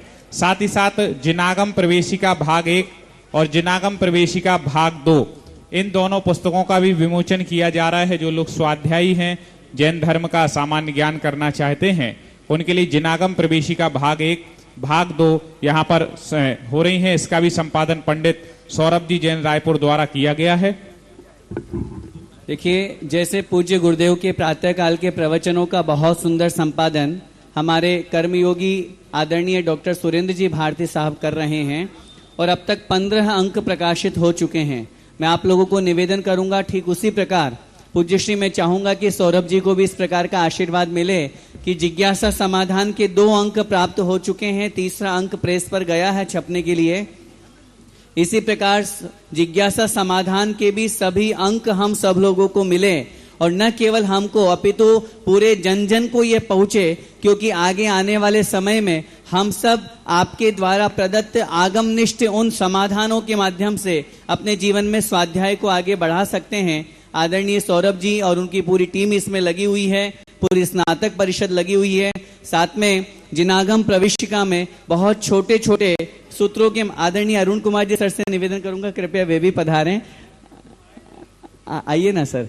और सभी विद्वत जनों के माध्यम से यह जो बहुत सुंदर 3 पुस्तकों का विमोचन यहाँ पर हुआ, अभी सभी लोगों को यह पुस्तकें प्राप्त होंगी जो लोग लेना चाहें। इसको हम सबका एक ही उद्देश्य है, पूज्य गुरुदेव की वाणी जन जन में प्रसारित हो और साथ में ही जिनागम प्रवेशिका में जैसे हर समय हर चीज में अपडेशन हर व्यक्ति मांगता है, उसी प्रकार हमारे जो बालबोध भाग 1-2 हैं उन सब में निरंतर अपडेट होता रहे और नए नए विषय उसमें जुड़ते रहें, ऐसी मंगल भावना यहाँ पर रखी गई। आदरणीय भारती जी।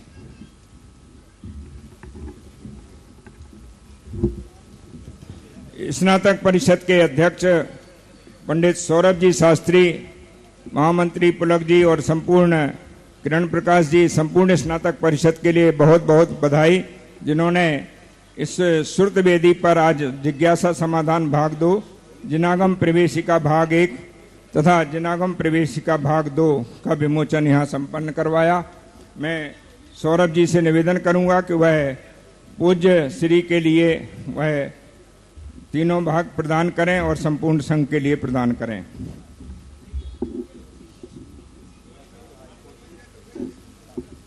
श्रीमान पंकज जी, रश्मि जी, हाई कोर्ट बिलासपुर के जो जज हैं वो हमारे बीच में हैं। मैं उन्हें सादर आमंत्रित कर रहा हूं कि आए पूज्य श्री के चरणों में श्रीफल अर्पित कर आशीर्वाद ग्रहण करें। उनका समाज, पंचायत और पुण्यार्जक परिवार उनका सम्मान करे।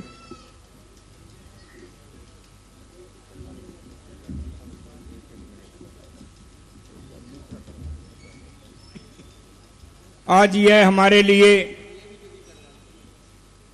हमारे लिए बड़े गौरव का विषय है कि यहाँ 3 दिन से आज तीसरा दिन है तीर्थंकर पार्श्वनाथ का।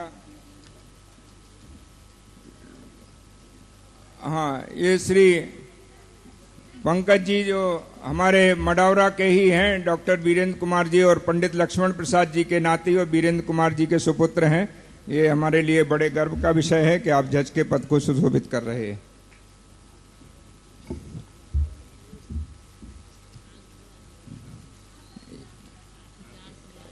गुरुदेव ये पंडितों की परंपरा में जज बने हैं। हाँ, पंचकल्याणक में माता पिता भी, आप कुंडलपुर में आचार्य श्री के सानिध्य में माता पिता बने थे। आपके लिए पुण्य की बहुत बहुत अनुमोदना। सभी से निवेदन है कि आज ये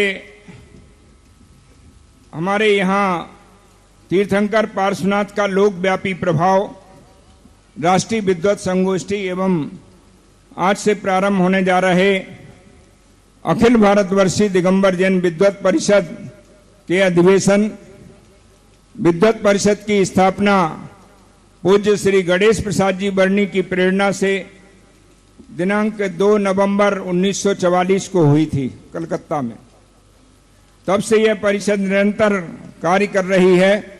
तो हमारे विद्वानों की हार्दिक भावना है कि हम सब इस अधिवेशन का शुभारंभ और आज जो विशेष कार्य हो रहा है वह जगत पूज्य गुरुदेव के पाद प्रक्षालन से प्रारंभ करें, तो मैं जगत पूज्य गुरुदेव के पाद प्रक्षालन के लिए आमंत्रित कर रहा हूं विद्वत परिषद के अध्यक्ष प्रोफेसर अशोक कुमार जी जैन, हमारे संरक्षक गण और श्री ज्ञानेंद्र जी गदिया एवं श्री मनोज जी पटवारी से कि वे यहाँ आए और गुरुदेव का पाद प्रक्षालन संपन्न करें। हमारे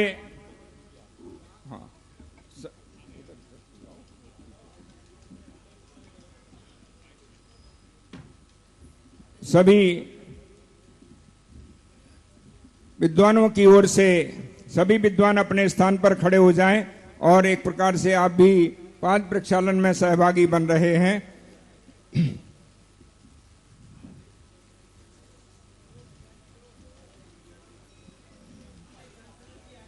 हाँ ठीक है। हमारे आज के सम्माननीय मुख्य अतिथि श्री विनय कुमार जी पाठक, कुलपति छत्रपति साहू जी महाराज कानपुर पधार चुके हैं। हम इस मंच की ओर से आपका हार्दिक अभिनंदन करते हैं, हार्दिक स्वागत करते हैं।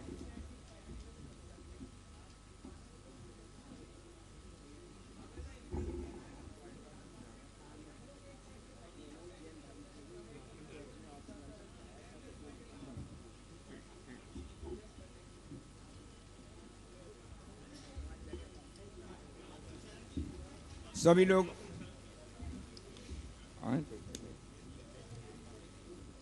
सम्माननीय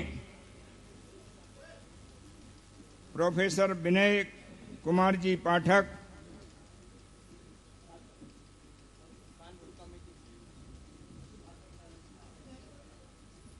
कुलपति,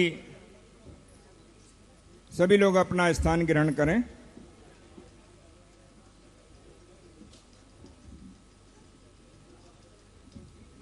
प्रोफेसर विनय जी पाठक, कुलपति छत्रपति साहू जी महाराज विश्वविद्यालय कानपुर हमारे बीच में हैं। हम करतल ध्वनि से उनका हार्दिक अभिनंदन करते हैं, स्वागत करते हैं। वे आए और पूज्य श्री के चरणों में श्रीफल अर्पित कर और पाद प्रक्षालन कर आशीर्वाद ग्रहण करें।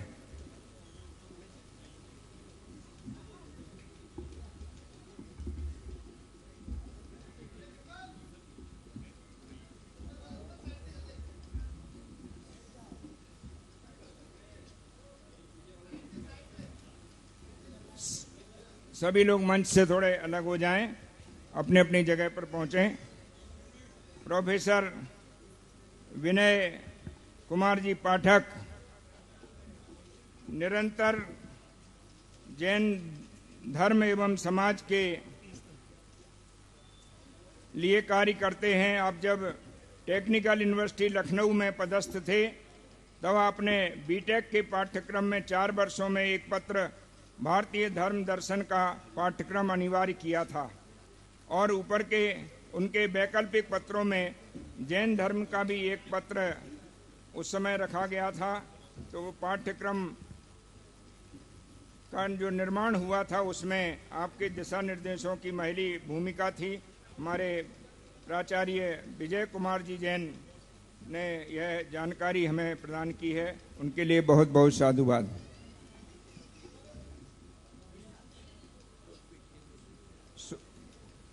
कानपुर विश्वविद्यालय में आचार्य विद्यासागर सुधा सागर शोध पीठ के अध्यक्ष श्री प्रदीप कुमार जी जैन तिजारा वाले, मंत्री श्री आमोद जैन, अरविंद जी जैन, विनीत जैन, कमल कुमार जी गंगवाल, पंडित सुमित कुमार जी और डायरेक्टर प्रोफेसर अशोक कुमार जी यहाँ आए और पूज्य श्री के चरणों में श्रीफल अर्पित कर आशीर्वाद ग्रहण करें।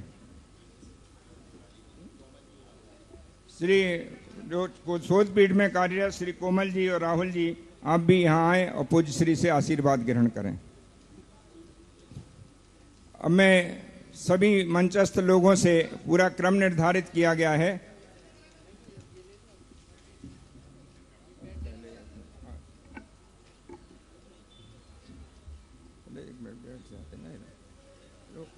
विजय धुर्रा जी, सब लोग अलग हो जाएं। सामने से सभी लोग अलग हो जाइए।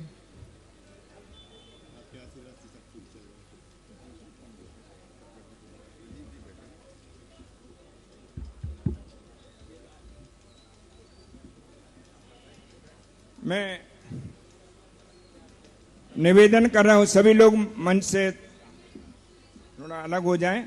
मैं आमंत्रित कर रहा हूं आदरणीय कुलपति जी के परिचय हेतु प्रोफेसर जय कुमार जी जैन को कि वे आएं और परिचय प्रस्तुत करें।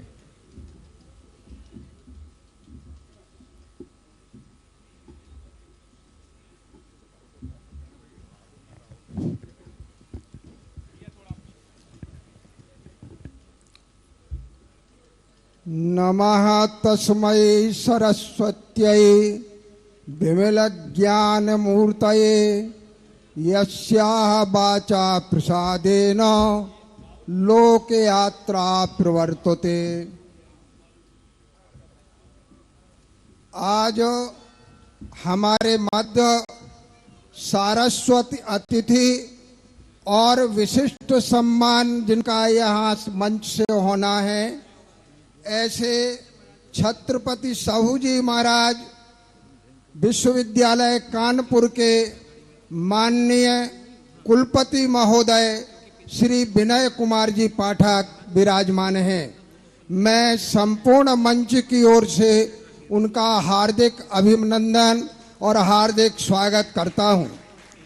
एक विशेष बात जो मैं उनके संबंध में यहाँ कहना चाहता हूं कि अगर कहीं सागर से गंभीरता का दर्शन करना है तो माननीय कुलपति श्री पाठक जी के अंदर देखा जा सकता है।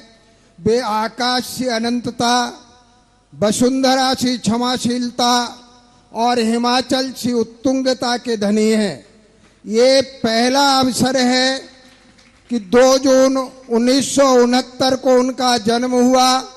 इस 56 वर्ष की आयु में आज एक ऐसा भी कुलपति पूरे भारतवर्ष में नहीं है जिन्होंने 4 विश्वविद्यालयों में कुलपति के दायित्व का निर्वाह करके उन विश्वविद्यालयों को आज विद्या के उत्तुंग शिखर पर पहुंचाया है।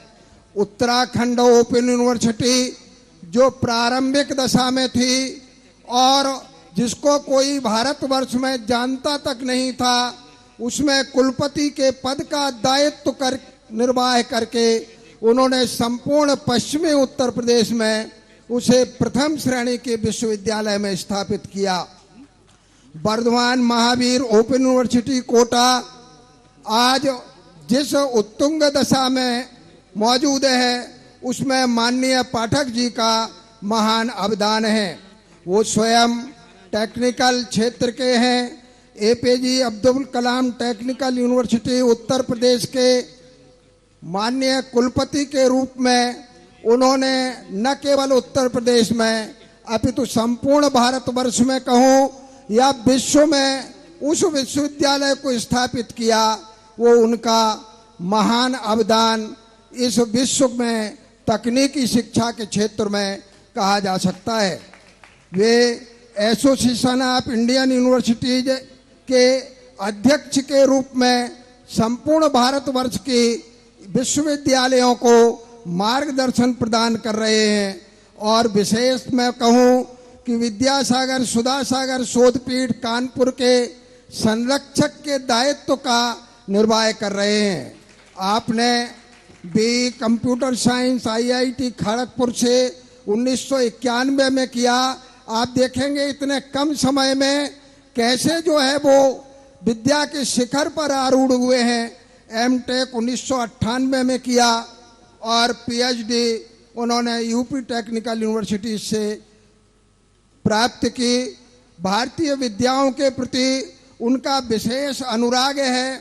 वैदिक विद्याएं हों या श्रमण विद्याएं हों, जैन विद्या, बौद्ध विद्या, सबके प्रति उनका विशेष अनुराग है। इसीलिए तकनीकी क्षेत्र में जो विश्वविद्यालय काम कर रहे हैं, उनकी प्रेरणा से मानविकी में वहाँ पर भी इन धार्मिक विषयों का समावेश हुआ। मैं विशेष रूप से ये कहना चाहूँगा कि माननीय पाठक जी से न केवल भारतीय संपूर्ण समाज अपितु विश्व की विद्वत समाज ये आशा कर रही है कि जैसे तकनीकी क्षेत्र में वो स्वयं उन्नति के शिखर पर हैं, तकनीकी क्षेत्र को उन्नति के शिखर पर पहुंचा रहे हैं, वैसे मानविकी के क्षेत्र को भी उन्नति के शिखर पर पहुंचाएंगे। मैं उनके एक वाक्य को उनकी तरफ से ही कह रहा हूं कि हम ऐसी कुल किताबें काबे जब्ती समझते हैं कि जिनको पढ़ के बेटा बाप को खबती समझते हैं। तो वो विद्या के ऐसे क्षेत्र को बढ़ाना चाह रहे हैं कि पारिवारिक दायित्व के प्रति भी जो संतति है वो निर्वाह कर सके अपने दायित्व का।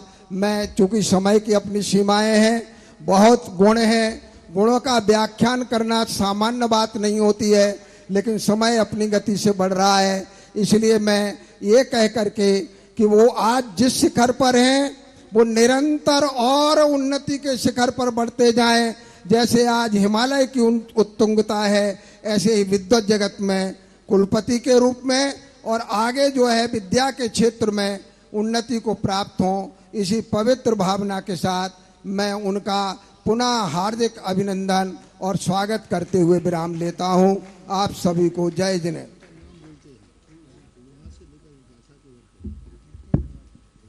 बहुत बहुत कृतज्ञ हम प्रोफेसर जय कुमार जी जैन के, जिन्होंने हमारे मुख्य अतिथि का परिचय और उनके द्वारा किए गए कार्यों की जानकारी दी।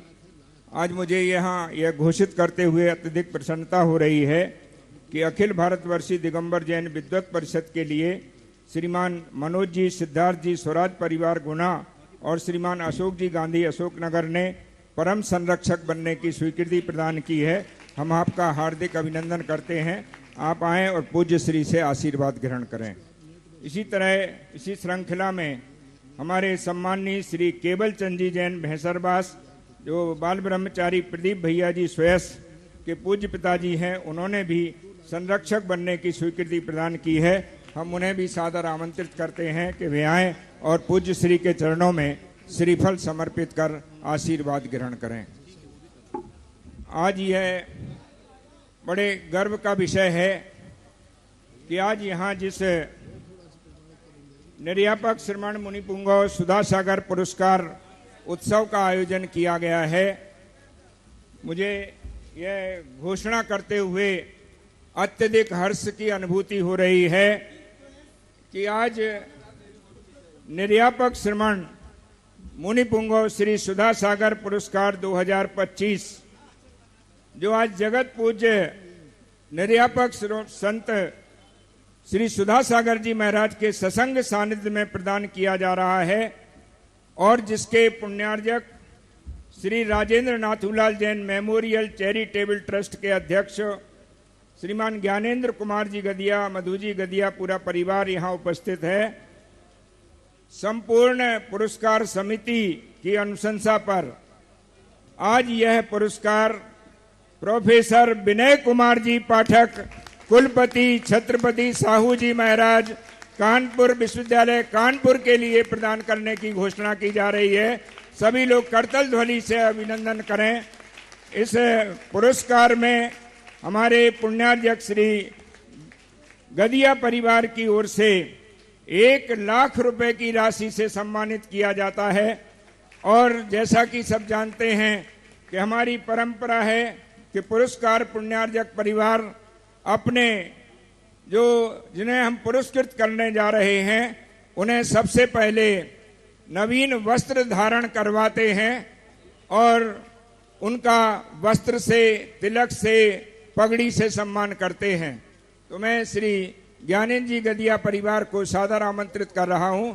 अन्य लोगों से निवेदन है कि थोड़ा सा स्पेस बना के रखें, थोड़ा फोटोग्राफर भी थोड़ा साइड से फोटो लीजिए, सामने वाले भी लोग देख सकें।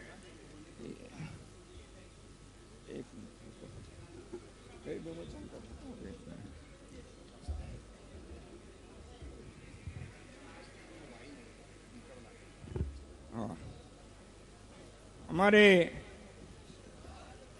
सम्माननीय श्री पाठक जी की सहधर्मणी, उन्हें भी सादर आमंत्रित किया था, लेकिन सम्माननीय कुलपति जी पता नहीं कुछ उन्होंने क्या गड़बड़ की कि भाभी जी आ नहीं पाई, लेकिन हम उनका भी यहाँ गदिया परिवार सम्मानित करने जा रहा है और हमें विश्वास है कि कुलपति जी आदरणीय भाभी जी को वह सामग्री अवश्य प्रदान करेंगे। सभी लोग ये देखिए, यह जैसा सम्मान, अभूतपूर्व सम्मान जगत पूज्य गुरुदेव के सानिध्य में होता है, वैसा सम्मान पूरे विश्व में कहीं नहीं होता।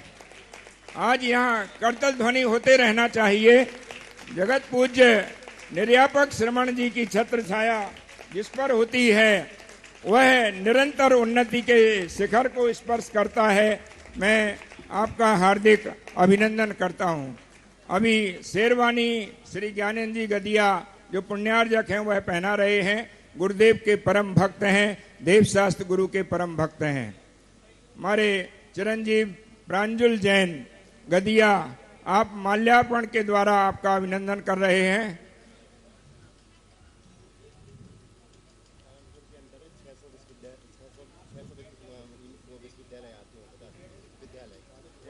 आप कानपुर विश्वविद्यालय के अंतर्गत 600 महाविद्यालय आते हैं, तो एक 750 विश्वविद्यालय एक बहुत बड़ा विश्वविद्यालय प्रतिनिधित्व करता है। और वहाँ आचार्य विद्यासागर सुधा सागर शोध पीठ की स्थापना अपने आप में एक मील के पत्थर की तरह बहुत बड़ा कदम है। हम आपका भी अभिनंदन करते हैं। पगड़ी तिलक लगा करके अभिनंदन किया जा रहा है कुलपति जी का। आज बहुत सारे लोग जो हमारे दर्शक हैं यहाँ सहभागिता कर रहे हैं, वो सोच रहे होंगे कि ऐसा सम्मान तो तब जब दूल्हा बनते हैं तब होता है, लेकिन आज पुनः ये अवसर आ रहा है कि हम आदरणीय कुलपति जी को एक बार फिर से दूल्हे के रूप में यहाँ सजा रहे हैं और दूल्हे के रूप में उनको देख रहे हैं। अब मैं आगे के संचालन के लिए भाई अमित जी को आमंत्रित कर रहा हूँ।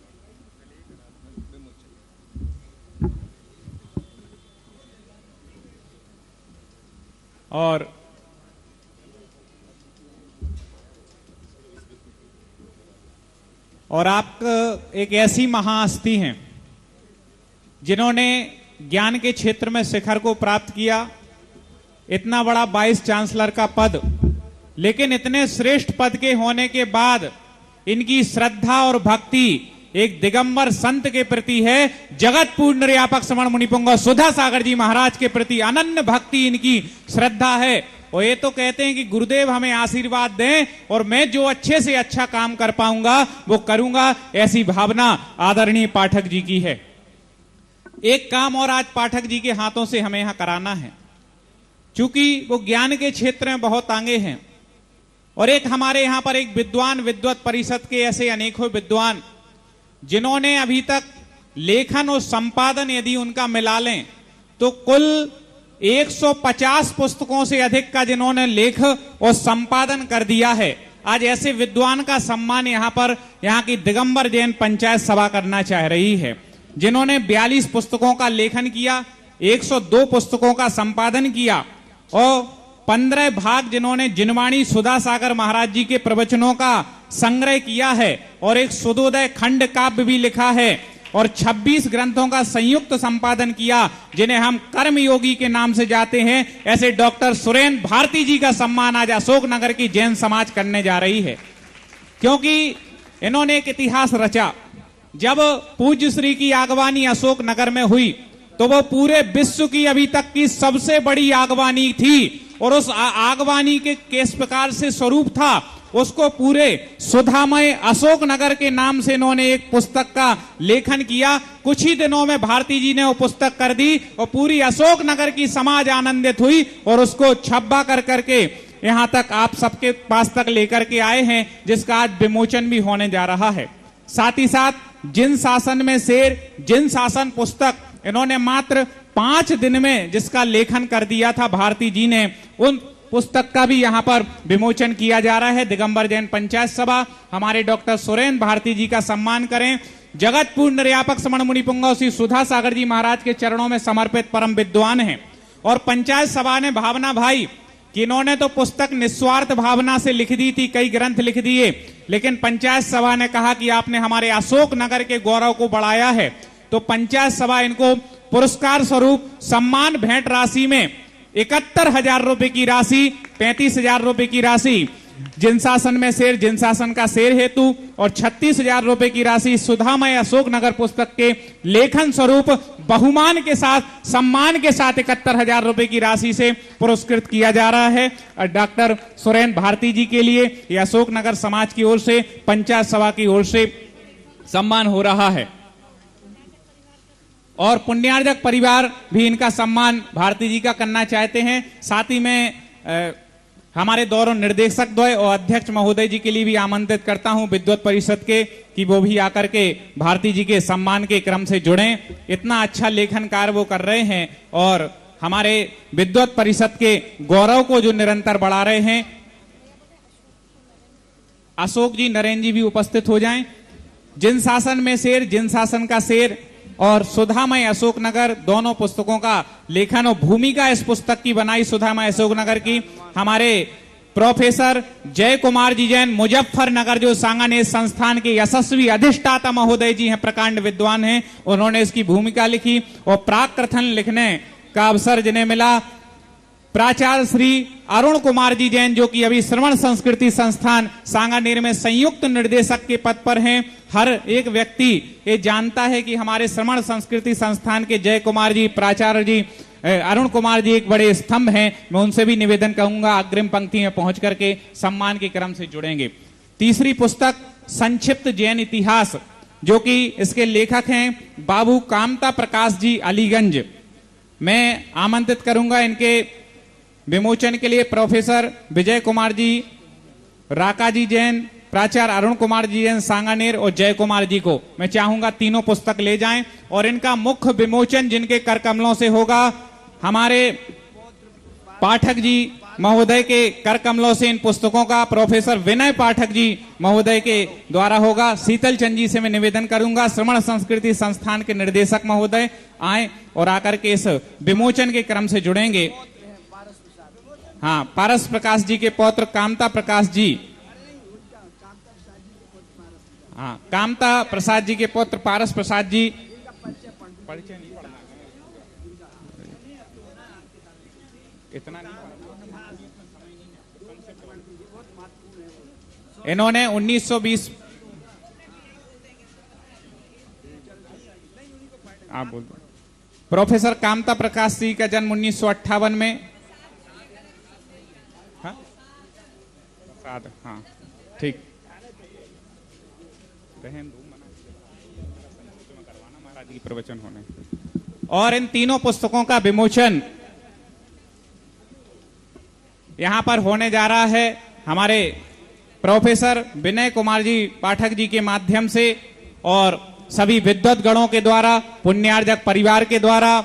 जिन शासन में शेर, जिन शासन का शेर, जो पूरे भारत में बहुत प्रसिद्ध हुई और हर एक घर में जिसकी मांग थी कि ये पुस्तक हम तक भेजी जाए। सुधामय अशोक नगर जब लिखी तो पूरे अशोक नगर समाज का गौरव बढ़ गया कि आपने ऐतिहासिक, आजकल आज तक आगवानी के ऊपर कोई पुस्तक नहीं लिखी, पहली बार आगवानी के ऊपर कोई पुस्तक लिखी गई, वो अशोक नगर की आगवानी के ऊपर। तो अशोक नगर वाले जितने हैं दोनों हाथ उठा करके एक बार तालियां बजा करके इससे जुड़ेंगे। और साथ ही साथ संक्षिप्त जैन इतिहास, जिसके लेखक बाबू कामता प्रकाश जी जैन अलीगंज हैं, उनकी पुस्तक का भी विमोचन हो रहा है। प्रोफेसर विजय कुमार जी, डॉक्टर राका जी और अरुण कुमार जी, जय कुमार जी, शीतल चंद जी भी इस विमोचन से जुड़ेंगे और इस विमोचन में साथ देंगे। आज हमारे बीच में एक बहुत बड़ी हस्ती यहां पर उपस्थित हैं।